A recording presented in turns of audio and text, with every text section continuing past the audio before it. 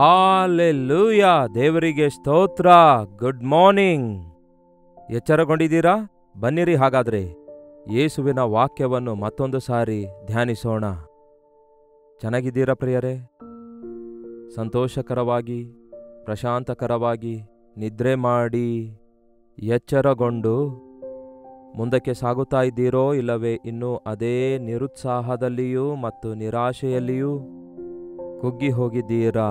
ದೇವರ ಸನ್ನಿಧಿಯಲ್ಲಿ ಸಂಪೂರ್ಣ ಸಂತೋಷ ಇದೆ ಪ್ರಿಯರೇ. ಬನ್ನಿ ಚಿಕ್ಕ ಪ್ರಾರ್ಥನೆಯೊಂದಿಗೆ ದೇವರ ವಾಕ್ಯ ಧ್ಯಾನಿಸೋಣ. ಪರಿಶುದ್ಧ ದೇವರೇ, ನಿಮಗೆ ವಂದನೆಗಳು.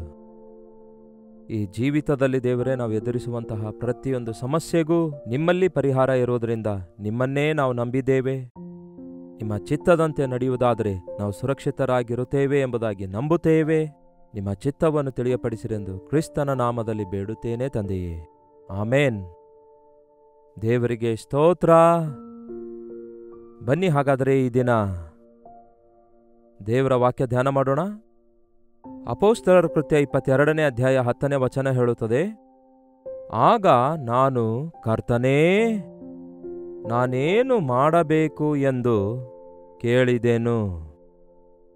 ಈ ಸಂದರ್ಭ ಏನಾಗಿದೆ ಎಂದು ತಿಳಿದುಕೊಳ್ಳಬೇಕಾದ್ರೆ ಈ ಅಧ್ಯಾಯ ನೀವು ಓದಬೇಕು. ಆಲ್ರೆಡಿ ನೀವು ಓದಿದವರಾಗಿರೋದಾದ್ರೆ ಈಗಾಗಲೇ ನಿಮಗೆ ಅರ್ಥವಾಗಿದ್ದಿರುತ್ತೆ. ಬಹಳ ಮತವೈರಾಗ್ಯದಿಂದ ತುಂಬಿದ ಪೌಲನು ಬಹಳ ನಿಷ್ಠಾವಂತನಾಗಿ ನನ್ನ ಮತಾಚಾರವನ್ನು ಪಾಲಿಸುತ್ತಿದ್ದೇನೆ ಎನ್ನುವಂತಹ ಒಂದು ರೋಷದೊಂದಿಗೆ ಯೇಸುವಿನ ನಾಮದಲ್ಲಿ ಪ್ರಾರ್ಥಿಸುವವರೆಲ್ಲರನ್ನೂ ಹಿಂಸಿಸುವುದಕ್ಕಾಗಿ, ಚದುರಿಸುವುದಕ್ಕಾಗಿ ಪ್ರಯತ್ನಿಸುತ್ತಾ ಇದ್ದ. ಧರ್ಮಶಾಸ್ತ್ರ ನನಗೆ ಗೊತ್ತಿದೆ ಎಂದು ಹೇಳುತ್ತಾನೆ ಹೊರತು ಆ ಧರ್ಮಶಾಸ್ತ್ರ ಪ್ರವಾದನೆಗಳ ಪ್ರಕಾರ ಈ ಲೋಕಕ್ಕೆ ಬಂದಿರುವಂತಹ ಮೆಸ್ಸಯ್ಯನನ್ನು, ರಕ್ಷಕನನ್ನು ಅರಿತಿರಲಿಲ್ಲ. ಆಗ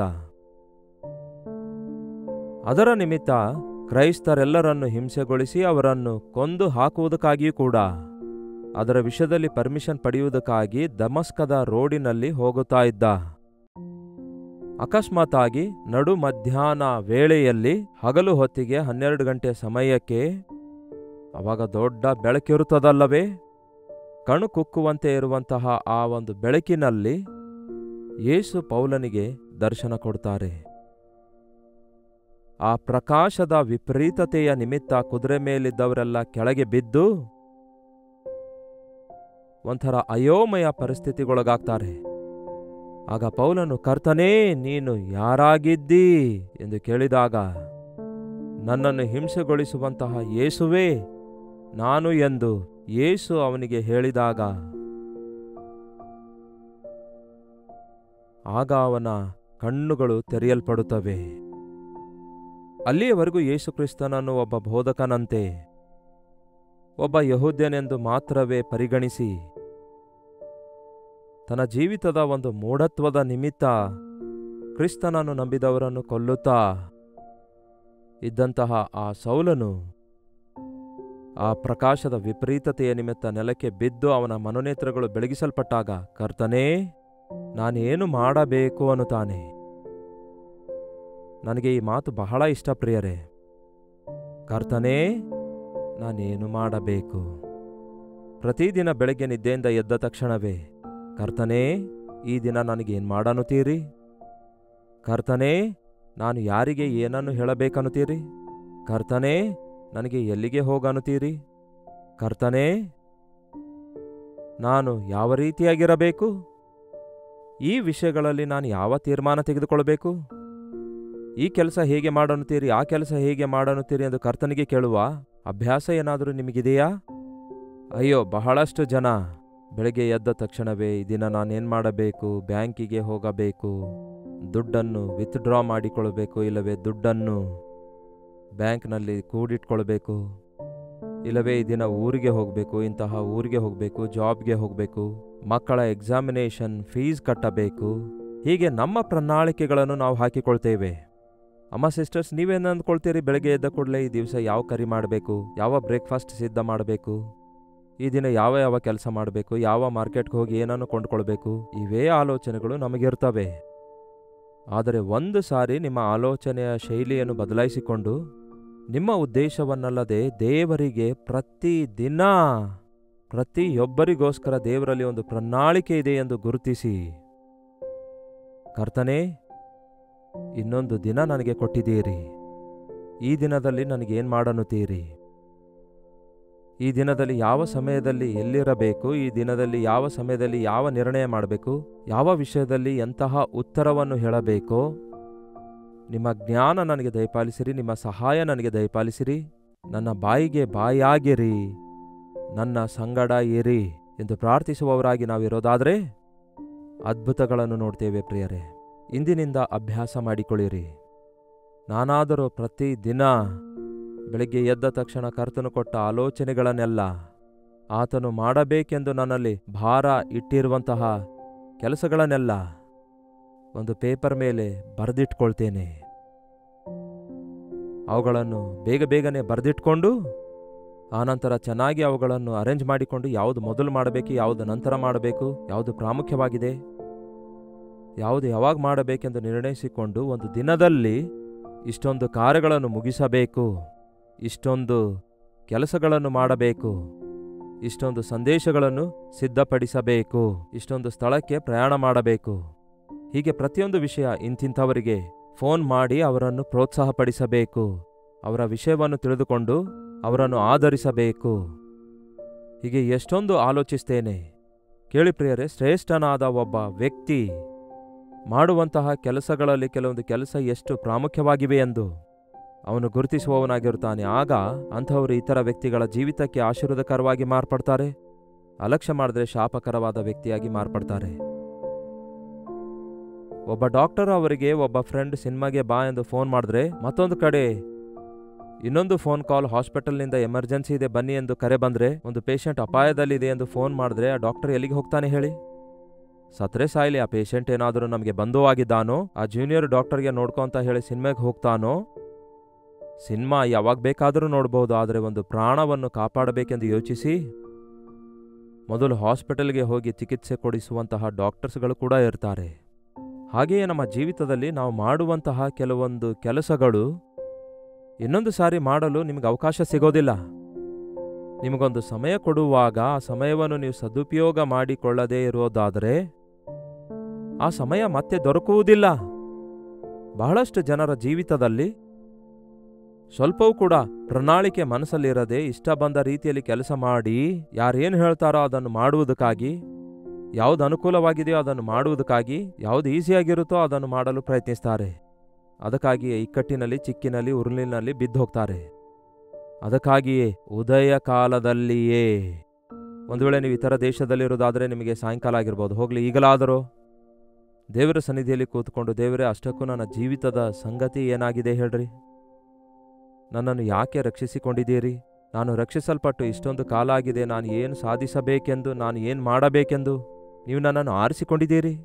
ನಿಮ್ಮ ಪ್ರಣಾಳಿಕೆ ಏನಾಗಿವೆ? ನಿಮ್ಮ ಉದ್ದೇಶ ಏನಾಗಿವೆ ಎಂದು ಪ್ರಾರ್ಥಿಸಿರಿ ಪ್ರಿಯರೇ. ಪ್ರಾರ್ಥನೆ ಅಂದರೆ ದೇವರ ಪ್ರಣಾಳಿಕೆ ಅರಿತುಕೊಳ್ಳುವಂಥದ್ದಾಗಿದೆ, ದೇವರ ಚಿತ್ತ ಅರಿತುಕೊಳ್ಳುವಂಥದ್ದಾಗಿದೆ. ಕರ್ತನೇ, ನಾನೇನು ಮಾಡಬೇಕು? ಕರ್ತನೇ, ನನಗೇನು ಮಾಡನ್ನುತ್ತೀರಿ? ಕರ್ತನೇ, ನೀವು ಹೇಳಿದ್ದನ್ನೇ ನಾನು ಮಾಡುತ್ತೇನೆ ಎಂಬ ಪ್ರಾರ್ಥನೆಯನ್ನು ಮಾಡಿ ನೋಡಿರಿ.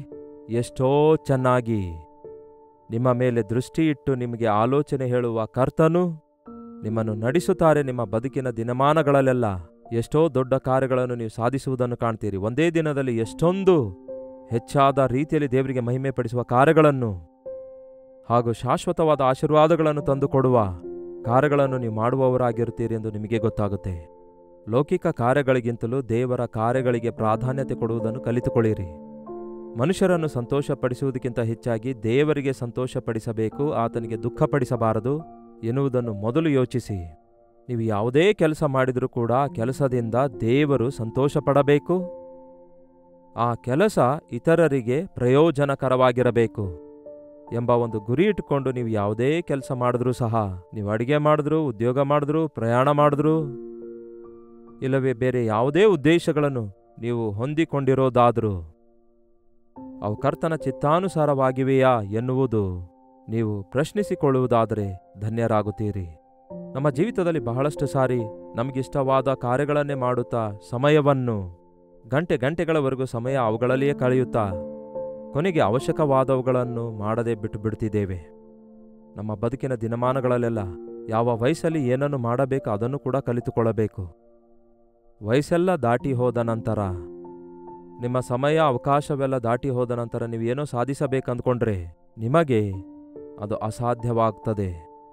ಆಲೋಚಿಸಿ ನೋಡಿ. ವಿದ್ಯಾಭ್ಯಾಸ ಮಾಡುವ ಮಕ್ಕಳಾಗಿದ್ದೀರಾ? ಹಾಗಾದರೆ ವಿದ್ಯಾಭ್ಯಾಸ ಮಾಡಿ, ಒಳ್ಳೆ ಮಾರ್ಕ್ಸ್ನೊಂದಿಗೆ ಪಾಸ್ ಆಗಿರಿ. ನಿಮ್ಮಲ್ಲಿ ಈಗಾಗಲೇ 10th ಪಾಸ್ ಆಗಿರ್ತೀರಿ, PUC ಪಾಸ್ ಆಗಿರ್ತೀರಿ. ಇದರ ವಿಷಯದಲ್ಲಿ ಅನೇಕರು ವಾಟ್ಸಪ್ ಕಳಿಸುತ್ತಾ ಇದ್ದೀರಿ. ಬಹಳ ಸಂತೋಷ, ಮುಗ್ದೋಯ್ತು. ಮತ್ತೆ ನೆಕ್ಸ್ಟ್ ಏನು?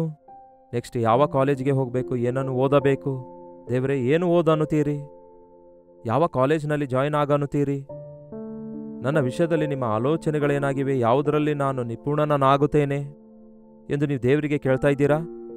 ತಂದೆ ತಾಯಿಗಳೇ, ನೀವು ನಿಮ್ಮ ಮಕ್ಕಳನ್ನು ಯಾವುದರಲ್ಲಿ ಪ್ರೋತ್ಸಾಹಪಡಿಸಬೇಕಂದ್ಕೊಳ್ತಾ ಇದ್ದೀರಾ? ಇಲ್ಲವೇ ನೀವು ಅಂದುಕೊಂಡಿದ್ದನ್ನು ನಿಮ್ಮ ಮಕ್ಕಳ ಮೇಲೆ ವೃದ್ಧಬೇಕೆಂದು ಬಯಸ್ತಿದ್ದೀರಾ? ಇಲ್ಲವೇ ದೇವರ ಚಿತ್ತ ನಮ್ಮ ಮಕ್ಕಳ ವಿಷಯದಲ್ಲಿ ಏನಾಗಿದೆ ಅದು ನೆರವೇರಬೇಕು ಎಂದು ಆಶಿಸುತ್ತಾ ಇದ್ದೀರಾ? ಕರಿಯರ್ ಬಹಳ ಇಂಪಾರ್ಟೆಂಟ್ ಪ್ರಿಯರೇ. ನೀವು ತಪ್ಪಾಗಿರುವಂತಹ ನಿರ್ಣಯಗಳನ್ನು ತೆಗೆದುಕೊಂಡಾಗ ಅದರ ಪ್ರತಿಫಲ ಸ್ವಲ್ಪ ಮಟ್ಟಿಗಾದರೂ ಅನುಭವಿಸಬೇಕಾಗ್ತದೆ. ಮಕ್ಕಳನ್ನು ಸ್ಕೂಲ್, ಕಾಲೇಜಸ್ಗೆ ಸೇರಿಸುವಾಗ ದೇವರ ಚಿತ್ತ ಏನೆಂದು ಅರಿತುಕೊಳ್ಳಿರಿ. ನೀವು ಮನೆ ಬದಲಾಯಿಸಬೇಕಾದಾಗ, ಉದ್ಯೋಗ ಬದಲಾಯಿಸಬೇಕಾದಾಗ, ಒಂದು ವಿವಾಹದ ವಿಷಯದಲ್ಲಿ ಮತ್ತಷ್ಟು ಮುಖ್ಯವಾಗಿ ದೈವ ನಿರ್ಣಯಾನುಸಾರವಾಗಿ ನಿಮ್ಮ ವಿವಾಹ ಆಗಬೇಕೇ ಹೊರತು, ದೇವರೇ ನಮ್ಮ ಮಗನಿಗೆ ವಿವಾಹ ಮಾಡಬೇಕಂದ್ಕೊಳ್ತಿದ್ದೇವೆ, ನಿಮ್ಮ ಚಿತ್ತ ಏನಾಗಿದೆ, ನಿಮ್ಮ ಪ್ರಣಾಳಿಕೆ ಏನಾಗಿದೆ ಎಂದು ಕೇಳಿ ತಿಳಿದುಕೊಳ್ಳಿರಿ. ಯೌವನಸ್ಥರೇ, ನಿಮ್ಮಷ್ಟಕ್ಕೆ ನೀವೇ ನಿರ್ಣಯ ತೆಗೆದುಕೊಳ್ತಾ ಇದ್ದೀರಿ. ನೀವು ನಿಜವಾಗ್ಲೂ ದೇವರಲ್ಲಿ ಭಯಭಕ್ತಿಯುಳ್ಳವರಾಗಿರೋದಾದರೆ ಅವಿಶ್ವಾಸಿಗಳೊಂದಿಗೆ ಸೇರಿ ಇಜ್ಜುಡರಾಗಬೇಡಿರಿ. ಲೋಕದಲ್ಲಿ ಎಷ್ಟೋ ವಸತಿಗಳು, ಅವಕಾಶಗಳು ಇದ್ದಿರುವುದಕ್ಕಾಗಿ ಅಲ್ಲ.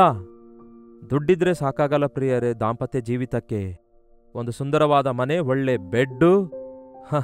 ಬಹಳಷ್ಟು ಜನ ಈ ದಿನ ಹುಡುಗಿಯ ಕಡೆಯವರು ನಮಗೆಲ್ಲ ಕೊಡ್ತೇನೆ ಅಂದಿರುವುದರಿಂದ ಮಲಗುವುದಕ್ಕೆ ಮಂಚ, ಕೂತ್ಕೊಳ್ಳುವುದಕ್ಕೆ ಕುರ್ಚಿ, ವಸ್ತುಗಳಿಟ್ಕೊಳ್ಳುವುದಕ್ಕಾಗಿ ಒಂದು ಬೀರುವ, ಬೇಕಾದಷ್ಟು ಬಂಗಾರ ಇವೆಲ್ಲವುಗಳನ್ನು ಕೊಟ್ಟು ಕಳಿಸುತ್ತಾರೆ.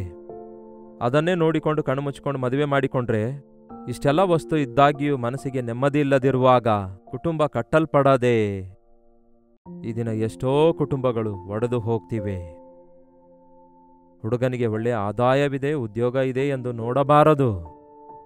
ಯಾರೋ ಹೇಳಿದ್ದಾರೆ ಎಂದು ಯೋಚಿಸಲೇಬಾರದು. ನಮ್ಮ ದೇಶದಲ್ಲಿ ಪೂಜಾರಿಗಳು ನಿರ್ಣಯಿಸುತ್ತಾ ಇದ್ರು ಪೂರ್ವದಲ್ಲಿ. ಈ ದಿನಗಳಲ್ಲಾದರೂ ಎಲ್ಲಿ ನೋಡಿದ್ರೂ ಕೂಡ ಮ್ಯಾಟ್ರಿಮೋನಿಯಂ ಸೈಟ್ಸ್ಗಳು ಬಂದಿವೆ. ಅದರೊಳಗಡೆ ಹುಡುಕುತ್ತಿದ್ದಾರೆ ಬೇಕಾದಂತಹ ಹುಡುಗನನ್ನು ಇಲ್ಲವೇ ಹುಡುಗಿಯನ್ನು.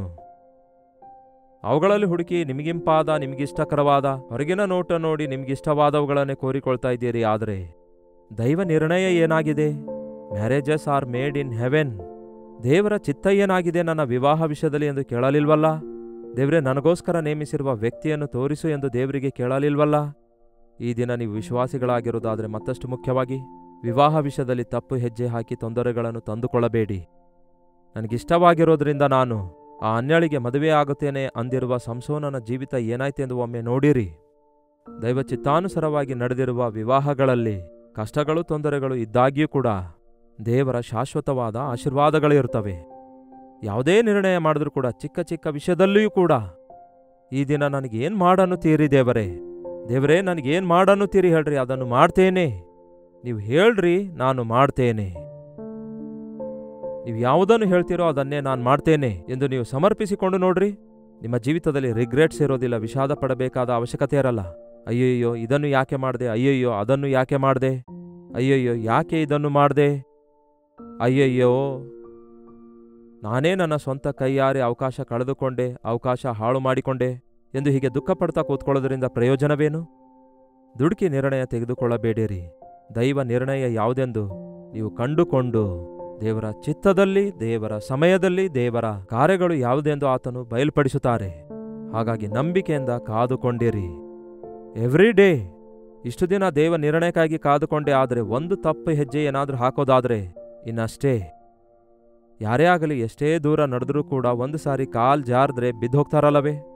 ಅದಕ್ಕಾಗಿ ಪ್ರತಿಯೊಂದು ದಿನ ಪ್ರತಿಯೊಂದು ವಿಷಯದಲ್ಲಿ ಜಾಗರೂಕರಾಗಿದ್ದು ದೇವರ ಚಿತ್ತಾನುಸಾರವಾಗಿ ನಾವು ನಮ್ಮ ಆಧ್ಯಾತ್ಮಿಕ ಜೀವಿತದಲ್ಲಿ ಮುಂದೆ ಸಾಗುವಾಗ ದೇವರ ಪ್ರಣಾಳಿಕೆಗಳೆಲ್ಲವೂ ನಮ್ಮ ಜೀವಿತದಲ್ಲಿ ನೆರವೇರ್ತವೆ. ಅಷ್ಟು ಮಾತ್ರವಲ್ಲದೆ ನಾವು ಅನೇಕರಿಗೆ ಆಶೀರ್ವಾದಕರವಾಗಿ ಮಾರ್ಪಡ್ತೇವೆ. ಬನ್ನಿ ಪ್ರಾರ್ಥಿಸೋಣ. ಪರಿಶುದ್ಧ ದೇವರೇ, ಪ್ರೀತಿಯುಳ್ಳ ತಂದೆಯೇ, ನೀವೇನು ಮಾಡನ್ನುತ್ತೀರಿ ಎಂದು ತಿಳಿದುಕೊಂಡು ನೀವು ಹೇಳಿದ್ದನ್ನೇ ಮಾಡುವುದಕ್ಕಾಗಿ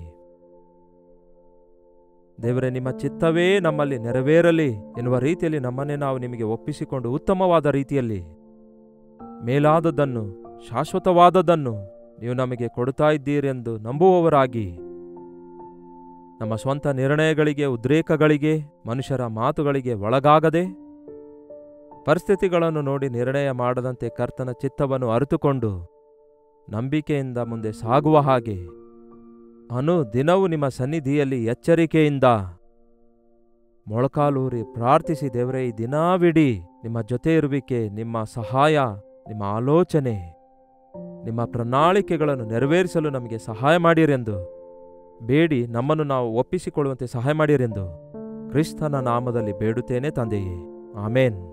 ತಂದೆಯಾದ ದೇವರ ಪ್ರೀತಿಯು, ಮಗನಾಗಿರುವ ಕ್ರಿಸ್ತನ ಕೃಪೆಯೂ, ಆದರಣೆ ಕರ್ತನಾದ ಪವಿತ್ರಾತ್ಮನ ಸಹವಾಸವು ಕೂಡಿ ಬಂದಿರುವ ನಮ್ಮೆಲ್ಲರ ಸಂಗಡ ಇಂದಿಗೂ ಸದಾಕಾಲಕ್ಕೂ ನೆಲೆಯಾಗಿರಲಿ.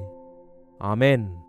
ದೇವರಿಗೆ ಸ್ತೋತ್ರ. ನಿಮ್ಮ ಪ್ರಾರ್ಥನಾ ಮನವಿಗಳನ್ನು ಮೇಲಿಂದ ಮೇಲೆ ಒಂದು ಟೆಕ್ಸ್ಟ್ ಇಲ್ಲವೇ ವಾಯ್ಸ್ ಮೆಸೇಜ್ ಮೂಲಕ ನೀವು 8939731313 ನಂಬರಿಗೆ ತಪ್ಪದೆ ವಾಟ್ಸಪ್ ಅನ್ನು ಕಳಿಸಿಕೊಡಿರಿ. ನಿಮ್ಮೆಲ್ಲರಿಗೋಸ್ಕರ ಪ್ರಾರ್ಥಿಸ್ತೇವೆ. ನೀವು ಕೂಡ ಪ್ರಾರ್ಥಿಸಿರಿ, ತಪ್ಪದೆ ದೇವರು ಉತ್ತರಿಸುತ್ತಾರೆ.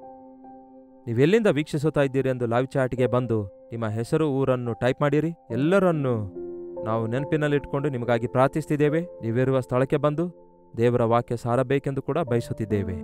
ಕರ್ತನ ಚಿತ್ತವಿರುವುದಾದರೆ ಮತ್ತೆ ನಾಳೆ ಬೆಳಗ್ಗೆ ಇದೇ ಅನುದಿನದ ಧ್ಯಾನದಲ್ಲಿ ಭೇಟಿಯಾಗೋಣ. ಅಲ್ಲಿವರೆಗೂ ದೇವರ ಮಹಾಕೃಪೆ ನಿಮ್ಮೆಲ್ಲರೊಂದಿಗಿರಲಿ.